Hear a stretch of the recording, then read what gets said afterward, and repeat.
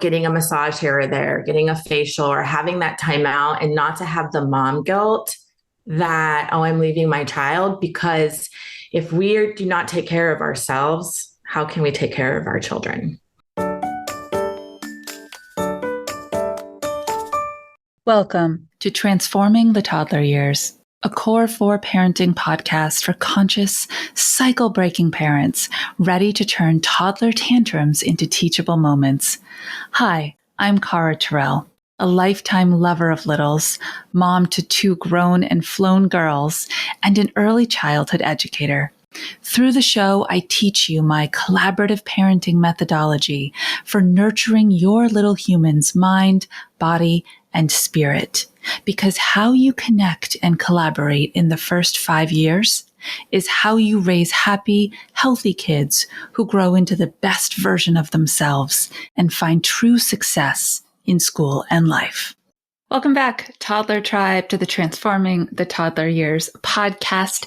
It's summer, and so I'm taking the opportunity to re-release a few heavy-hitting episodes featuring guests that have incredibly relevant messages for you.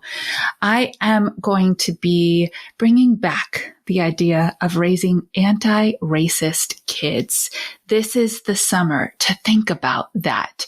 We're going to be exploring how to find the right preschool. What does kindergarten readiness really mean?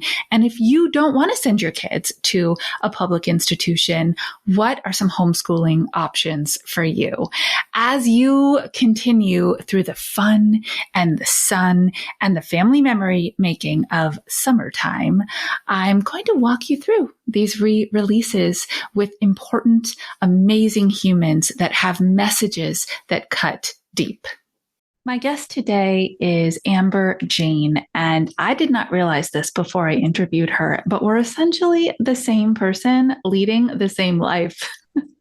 What a beautiful interview. And there's depths to her and her story I didn't even know. She is an author, a podcaster, and an early childhood expert who's been in the field for nearly 30 years, teaching, owning, and operating preschools.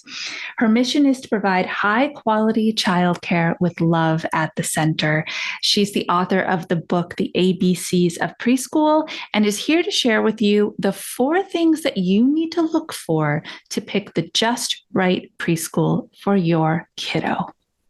Amber, thank you so much for being here and bringing your expertise in high quality preschool and childcare to the show.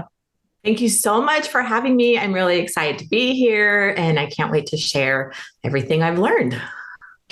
So when I first saw your information come through my email, I was like, oh, this is someone I have to have on the show, not just because you have such a wide breadth of knowledge, nearly 3 decades in this field, but also because I felt like I was reading my bio. It was wonderful how we just immediately jived. And so let's get right into it. Preschool, the toddler years, those big learning years. Why are they so important to you, and that you've devoted your heart mission and all of your skill development to it over 30 years? I think it's so important because they're so magical. Those years I like to refer as magical. As a mama, as an educator, those years are really hard as well. But they're magical. The amount of growth that happens between 0 and 5, it's hard to see that ever again in a child's life. And they're little sponges. Like, everything is new, everything is exciting and love, and they just don't see color. They don't see anything but love and beauty. And if we can only, as adults, keep that perspective, through our life, I think that's why I fell in love with it. I just believe so much our little ones are so much capable of more than we can even imagine. But I love making impact. Like, I love loving on kids. Like, that's my goal. And my staff's goal is really meeting kids where they are and just as they are. So that's just a little bit of why I know I've been doing this almost 30 years. Like I'm dating myself. Um, and I have 4 kids of my own and it's just in my blood. Like I probably will always do this. Yeah. Oh, so good. I hear you that it overlaps, right? This idea that what you do at work and how you inspire and lead your team and how you engage with your kids at home. And because you have significantly older kids, how you will someday engage with their partners and your grandkids. It's all the same. It's that lead with love, but add the structure so that everybody can learn from inside the experience. Just so beautiful.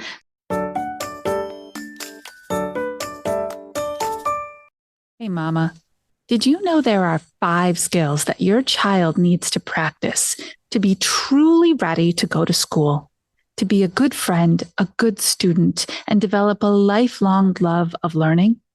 And spoiler alert, they are not ABCs, 1, 2, 3s, colors, or numbers. Are you enrolling your child in a twos program or a preschool for the first time? Are they already there going to daycare or preschool? And the teachers are saying that they're, quote, struggling, maybe even sending home some incident reports. Take my Pandemic Moms School Readiness mini course. It's 8 short lessons with huge daily impact. The link is in the show notes. And if you DM me on Instagram, I'll give you a cool promo code for 50% off. You are raising world-ready kids who will change the world. And that means that they need to be school-ready as well. Once they are not with you all the time, that's where they're going to spend the majority of their time. Learn the 5 executive functioning skills they need for success in school and life with my mini course. So how old were you when you started teaching preschool? I started teaching when I was 19 years old. I started in the 2-year-old class, my first preschool I worked at. I loved it. I got married really young. So I got married at 19. I didn't go the college path. I got the units for early childhood development and I just kind of stumbled into it. My mom was a preschool teacher and it's so funny. That was never on my radar at all. But I loved it. I fell in love with it. I loved having my own class. I loved sharing my passion for kids. I've always loved kids. I was that neighborhood babysitter that would make the flyer. And at 10 years old, I was like babysitting all the neighborhood kids. So I always knew I wanted to be a mom and I knew I wanted to be a teacher in some capacity. I thought maybe a kindergarten teacher, but my life direction, that just wasn't in the cards for me. And so I kind of fell into it. And I loved it so much. And so even at 19, I started like really observing what I really liked from management, what I didn't like. I eventually worked at 3 different schools. 2 were really not great experiences, and 1 was a phenomenal experience. And I learned a lot from that director. So I started my own preschool when I was 23. I had my first son at 22 and I thought I was going to be a stay-at-home mom. That's what I had envisioned for my life. I was just going to be with the apron and making the cookies and everybody has their own path, right? And everybody has their own journey. And I was so focused on I was going to be this full-time stay-at-home mom. But 4 months in, I just was feeling like there was something more I wanted to do. And that's where Loving Start Learning Centers was born. I really scratched it on a piece of paper and I thought I can open a preschool in my home. And so that's what I did. And I say I'm a mom turned CEO and it just took off from there. And it's been such a gift because I have been able to be there for all of my kids, all of their games, super active. And I floated in and out of the business. If I was nursing, I'd have someone come help me. So it's just been a really great, as my kids have grown, so has the business. And it's been a beautiful thing. Oh my gosh. You know how they say there's people in life that are your doppelganger and they look just like you somewhere in the world? We are path doppelgangers. Really? Everything you just said. Yes, yes, and yes. Babysitters club out of my house. Yes, except I was the only employee. Yeah. And then when we had our first, I really wanted to stay home. And so I opened my own childcare space. And here's what happened for me, though. It sounds like you managed it far better than I did. About a year in, I realized that I was prioritizing every other child's needs over my own when the initial motivation for opening the center was to be home with my kid. And so that's when I said, you know what? I need to make a different decision because she was my priority. Yeah, no, I get that. And I think when a lot of people open from their home, they end up working 12 hours a day. And the third preschool I worked at when I was, I guess, 21, because I was pregnant, I'm 22. It was part time. So it was like Monday, Wednesday, Friday classes, Tuesday, Thursday classes. So there was morning and afternoon. So I ran for 9 years, very part time. I'd have a Monday, Wednesday, Friday morning class and a Tuesday, Thursday. And we ended at 2:30 every day. So that 3 o'clock pickup with the kids. And I've grown over the years as I've grown commercial. My schools now are full time, but I have staff. But I can see that happening. I see it with I at my sister-in-law's doing the same thing, and it's hard to maintain that. I think, right, as juggling a mom and then running your own childcare in your home, those long hours, it's a lot. It's So a yeah, lot. yeah. So this is fascinating because we have listeners who have been so directly impacted by the pandemic and realized, oh, I actually do want to be with my kids more, but still follow my passions, still follow that impact driven heart that I have. And so they're starting online companies and doing a little bit of both. And this leadership piece that you keep talking about, clearly you're naturally an intuitive, gifted human when it comes to connecting with and supporting kids. What did you need to do for yourself in order to say, I am capable of running a company and being a great mom? Originally, I struggled with perfectionism. So I wasn't good at the beginning. I was a good leader. I didn't even know what the word entrepreneur was. So I didn't wasn't raised in a home where college was a focus or we could start our own business. Like that wasn't even on my radar. So at the beginning, I just knew I wanted to financially provide. So I was a good leader and I knew what I wanted with my business and even marketing. Like I started to learn all that.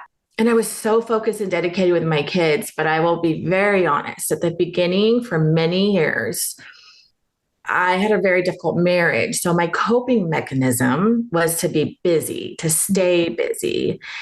And there was so many blurred lines, right? Like when you're learning how to run your own business or to be a leader and you're juggling momhood and business, like I wanted my business to be perfect. I wanted my kids to be perfect. And in reality, we are not perfect, right?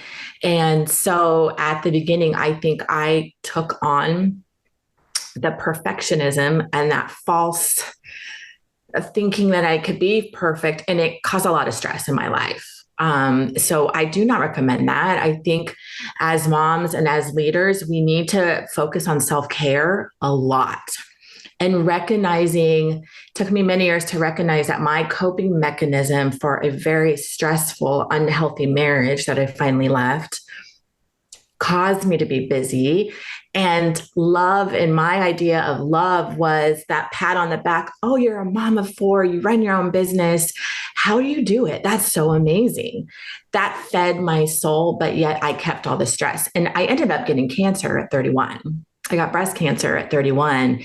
So at the beginning, I didn't manage it very great because I was always going. I was at every soccer game, every baseball game. I was the team mom. I was the volunteer at school. Like I did all this stuff because in my world, that's how I was great. When in reality, we are enough just as we are. So I had to learn, and through the cancer, especially, really woke me up and realized okay, I gotta like set some boundaries and have like the healthy people in my life. I'm all about boundaries, and to be a good leader, we need them. We need to be a good mom, to be a good parent. It's okay for self-care. Getting a massage here or there, getting a facial, or having that time out, and not to have the mom guilt that, oh, I'm leaving my child. Because if we do not take care of ourselves, how can we take care of our children? So I wasn't great at first, but then now I've really learned, and I have like the most amazing team. And my philosophy with business is team first, truly, and then everything will fall into place. So my team comes number one, and then it trickles down because they love their job. So I had to learn the hard way, and I don't want other people to learn the hard way, you know? Amber. Oh, first of all, thank you for being so open and vulnerable. That's what this show is all about, because parenthood is that. If we can't be honest with ourselves and real and raw, then we aren't going to make the headway that we want as parents and raise kids who can do the same. And I have to ask, you're healthy, you're cancer free, right? Yeah, I celebrated March 11th. This year was 15 years. Oh, Like 15 years. And I think that's why I'm on this mission too right now of I just want to help so many other people live intentionally, because it wasn't until my 5-year cancer anniversary when my doctors were like, well, you're good, like go live your life. And I remember thinking, I don't know if I can do another 5 years living this life. That's probably another podcast, but I was really wearing a mask for a really long time, and pretending that I had everything perfect where behind the scenes it wasn't perfect. So I am super passionate about living intentionally. It's been 15 years. I'm not sure why I'm still here and so many other people are not, right? Like sometimes I think that because I was 31 and I had brain surgery a year and a half ago, another whole story, but I'm here. And if you're here, if we're here, it's for a reason, right? It's purpose driven. And it's such a gift, like to move our body, to go on walks, like everything is such a gift. And I do not take that lightly. Like I just feel it so much in my soul. And I think that's why I'm really on a mission now to like help other people. Like if they're struggling in their schools, or if they're struggling with things like that hamster wheel that we all fall on, to try to get off, oh, and stop and smell the roses because life is too short. It is too short. So, you are such a gift. no, And this life is too short. It affects to us as adults. We have to constantly remind ourselves this moment matters and it's important. But you started this conversation by saying that the first 5 years of a child's life are really like a blink. They're very short. 85% of foundational brain growth, the size of that child's brain, is done growing in those first 5 years. And so, this gift that you have that you are sharing with the world is how to create or find really high quality childcare and preschool settings for your kids so that they're doing the best they can to learn and grow on time. And I want to hear so much more about that. I will say, just as a preface, finding childcare, period, is really, really hard right now nationwide. Finding high quality childcare, I'm not sure there's words to describe how challenging that is. So, what do parents need to look for when they go visit these centers or these home based locations to know their children are going to be loved and taught well? I refer to it as the 4 senses rule. And I know we have 5 senses, but I narrow in on 4. So when you are touring or looking at a school, whether that's home base or a commercial building, you want to think about your senses. And the first thing is sight. How does the school look? Is it clean? Is it organized? How are like the paint colors on the wall? Is it like super overstimulating? Is it cluttery? Is things just stacked up like all over the place? So sight is a really big one, like the first impression and sight. So we want to find a school that's clean and organized, because if you're walking into a place that's super cluttery, very unorganized and dirty, You have to think about what's going on. If that's what you can see, what's happening when you cannot see. And I'm talking like safety issues. How are they training staff? They're not putting that focus in if you walk in and it just looks bad. Second is smell. How does the school smell? And I mean, I've been in this business for a long time and I get it. There's lots of smells that come from children, but a high quality center is going to smell really good. Like my girls know it. Like we have essential oils. It almost smells like a spa because we want you to come in and walk in and feel like you're almost at home, like a second home. Sound. How does the school sound when you're walking in? Are there just a ton of screaming children? There are going to be days, give everybody grace. Sometimes you have a newbie starting and that one is having a really hard time, or there may be a baby that's, having a hard time. But mostly you should walk in and you should hear laughing. You should hear the teachers engaged. We like to have music in our classrooms. There's music playing. Like, how does it sound? And then the last thing, how does the school make you feel? I always say go with your intuition, and you should have the warm fuzzies when you walk in. You should just know like this is the place for your child.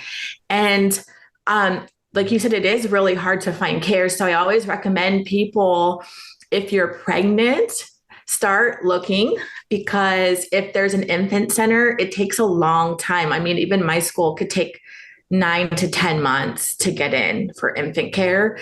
And then for preschool, a lot of people don't realize if you want to start your child maybe at 2, even part-time, a lot of schools enroll the year before. So like we just did our enrollment January to February for next year.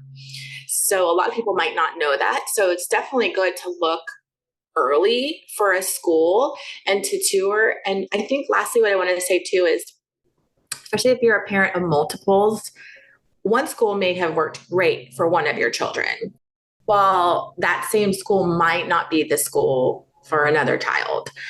And a lot of parents maybe think they have the it school that they want to get into, and it may not be the right school though for your child. So I think it's really important to know your child. And are they really scared? Are they nervous? Are they really shy? They might need like a really small class environment. If they're super outgoing and they just love to meet people, they may be fine in a really bigger environment. So I think it's really important to let go of the outside expectations and I have to get into this school because this is the school everybody's going to, because that just might not work for your child. Wow, you just dropped a whole lot for us to think about. But that last point is so important. We talk a lot about child-led learning. We talk a lot about conscious and being conscientious as parents, looking at who our kids are instead of what we want them to accomplish. Yes. And you just embodied that in, just because this school is going to give you a deep discount because it's your third kid to come through, is it right for your child? Yeah, I remember I have 4 and 2 did really, really well in traditional school, elementary school. And then my last 2 really struggled.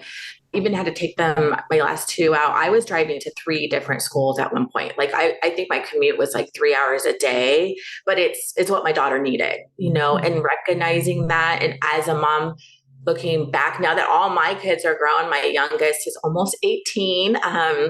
And I've got one of my kids talking about maybe, he wants kids. So I'm entering the whole maybe be a grandma in the next couple of years, which is exciting. But I regret and I wish I would have listened to my intuition way sooner with my children, a couple of them, and remove them from traditional school faster because it didn't serve them well. And it's okay to do that. And honestly, in the long run, it's going to be so much better for your kids. So. Yeah, I have an episode about this, and my listeners know that for our older, I ended up homeschooling her for first and second grade to be able to support her to grow the skills she needed to be successful in a classroom because she just wasn't there. She had social anxiety, lots of struggles with small and large group, and her emotional regulation just wasn't ready. We are really dealing with a generation of kids right now who are embodying a lot of those pieces due to their experience growing up during a pandemic. And so what are you seeing in your classrooms right now that you maybe have to veer away from your curricula a little bit and say, these kids need us to show up differently because they're just not regulated?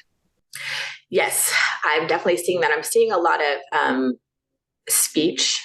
Like a lot of kids are just a little bit more behind, but that word behind, like everybody develops just as they are. So I'm not even like that. So yeah, we're just seeing a little bit more, which I think goes back to the core of love, kindness, and grace. And yes, we have a schedule. Yes, we have curriculum, but our curriculum involves everything, right? So if that's great for one child and one child doesn't like that, there's 3 or 4 more different fun things they get to do. Outside play is super important. I think it's just educators now really need to have a lot more patience. And I think we need to throw out the idea of there's just so much pressure. I see it with parents coming in with their children. They're already thinking about college. And I'm thinking, like, these are the most amazing moments. Like, we need to let these kids be just who they are and accept them for who they are. And I am a firm believer on positive teaching and loving as your base because they're going to flourish. If you're a no teacher, if you want to fit them in a box kind of teacher, that does not serve them well. And I feel like their stress level, I think a lot of parents are stressed, and that trickles down with our kids. So I just think for us, we haven't really changed a lot of our curriculum, but again, it goes back to my team. My team is extraordinary, and I only will have people that love. Love is the first thing, period. And I think in 23 years I've had my schools, I think we've only let go of like 5 kids along the way because every child is loved, and those are only in incidences where other kids may be in danger or something, but it's such a rare thing. So yeah. What a beautiful testimony to the idea that when we meet kids where they are, which is something we say all the time, but what I mean by that is kids are emoters. They are energy. They experience the world through feeling. And we as adults very often try to meet them in the logic world because that's where we live.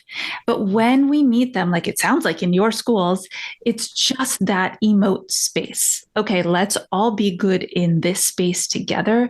And then organically, their cognition opens and they just start to learn all the things that they need. So pretty recently I had a kindergarten teacher on the show, and I asked her this question. I want to ask it to you too.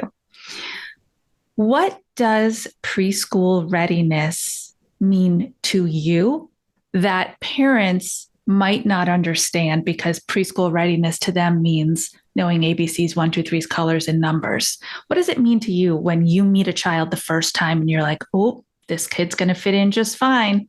Yeah, I think kindergarten readiness is really socially and emotionally, yes, a little bit of academics, but I feel like academics will come. But it's really, are they comfortable with school? Are they confident to raise their hand? Can they sit in circle time? Can they share their toys? Can they get along with their friends? Is there speech there? But mostly to me, it's emotionally. Like, are they emotionally ready and confident, or are they going to be swallowed up in a classroom and kind of be invisible? Because I want my kids to leave really confident in themselves, putting their jackets on by themselves, just little things like that. It's the social and emotional to me that is way more important. And as an educator for a long time, it's something I struggle with because I'm a huge play-based, but we also have to understand we do have to prep them with the academics as well, trying to trace, write their name, things like that, because we don't want them.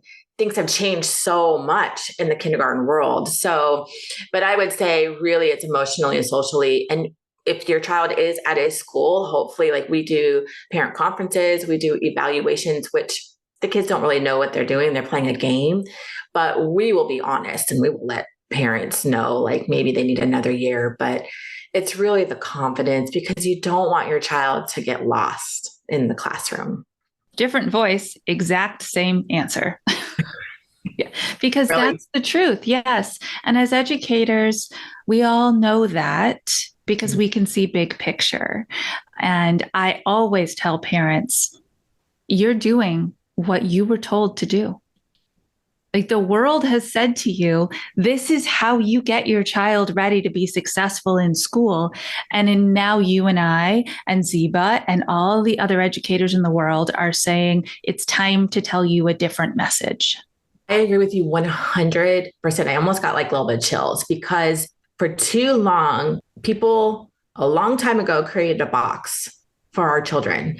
And if our children do not fit into that box, they feel like a failure. We feel like a failure sometimes. And that is so unfair. And I've seen this with my daughter, especially. We've really worked through this, and she's going to be graduating this year. And we've switched her schooling completely to, I think there's 22 kids in her school at the moment. And it's been heartbreaking. We need to break the box. We need to shatter the box. We truly do, because the amount of stress, and if you have little ones right now, you know, it's going to go fast. It goes so fast. They're going to be in high school, and you want to catch their stress, their emotional anxiety now. You want them to feel successful now in their education, because if they don't, it will catch up to them, and they're always going to feel like that through their whole education experience. And it's okay to homeschool. It's okay to switch up schools. It's okay to be outside all day long. I mean, our students, our kids should be getting messy. They should be gardening. They should have animals. Like, we need to shatter the box. I've seen it firsthand in my own family and my own two children. And, it really bothers me. I can go on and on about that box because they're not failures. Everybody learns so different, and we need to meet every child how they learn and where they are. And the traditional schooling, public school, is not set up that way. And I'll tell you now, even my own kids, because my oldest is 23. I have 3 boys and my daughter, and they, all of them want big families, which I think is amazing. So hopefully I'll have a lot of grandkids one day. All of my kids are talking about homeschooling. They don't want to put their kids in traditional school. And I'm like, that's great. They want like big farms and animals. So maybe it's working. I think there's going to be a shift. There is a shift, and it's happening. And I've been interviewing people who are building those new infrastructures, actually, that are hybrid models or entirely online, and you could be nomadic and XYZ. And my gosh, the parallels just continue, Amber. We ran a commercial farm for 10 years with all the animals and vegetable CSA and the whole nine. And my daughter, so I'll share this with you because it resonates with me so deeply what you're saying. Our youngest, Caroline, was diagnosed with audio processing disorder when she was 7. And we live in a tiny town with a tiny school in rural Vermont. So K through 6, she had her needs met. And I, being a teacher, was 100% able to advocate for her in those small settings with this one teacher, great, at a time. Then it was time to move from that 6th grade safe space. She'd been there K through 6 to the middle school. And my husband looked at me and he said, it's not going to work. And I said, I know it's not going to work. And he's like, well, what are we going to do about it? This is where I believe in collaborative parenting so much. And I said, well, we'll do our research about what else is available, but right now we're not going to do anything. We need to let her try. But she needs to be a kid who has developed a love of learning, which is what you're talking about in those early years. Develop that. Learning is fun. Learning is exciting. I get all the good feelings when I do it and I'm successful. Now she's slightly older and she needed to try the hard thing to see what was going to happen. It didn't work, but she was the one that came to us and said, this isn't working. What else can we do? So she self-advocated Then we advocated for her, found the exact right private school where she graduated last year, moved to Japan. Love that. And she's studying Japanese so that she can, and I literally have this in writing in her application, open a Montessori style, nature-based play center for kids in Japan and teach them English.